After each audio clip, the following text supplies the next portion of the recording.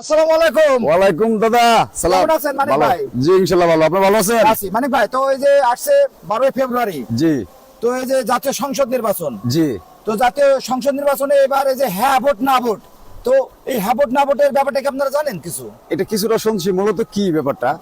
মূলত ব্যাপারটা আছে যে আপনারা যে হ্যাঁ ভোট, জি। আপনি যদি হ্যাঁ ভোট দেন তাহলে আপনি যে আপনার নাগরিক যত অধিকার আছে সব অধিকার আপনি বুঝে পাবেন, আর আপনি যদি না ভোট দেন তাহলে আপনি কিছুই পাবেন না।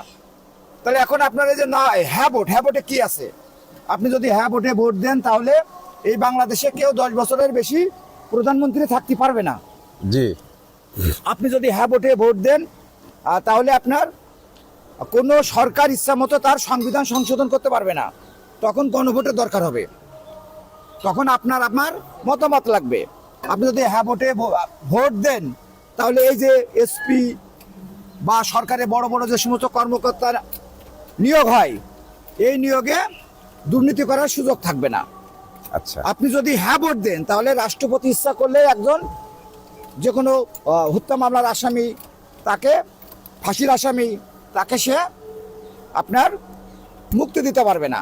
তাহলে হ্যাঁ ভোট হচ্ছে নাগরিক অধিকার বুঝে পাওয়ার একটা দলিল। তাহলে এবার আপনি কি হ্যাঁ ভোটে ভোট দেবেন নাকি না ভোটে ভোট দেবেন?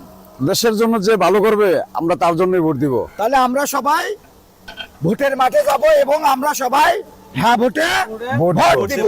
জি হ্যাঁ ভোট হবে নাগরিক অধিকার বুঝে পাওয়ার জন্য আমাদের আমরা- চাবিকাঠি। অবশ্যই আমরা সবাই হ্যাঁ ভোট দিব।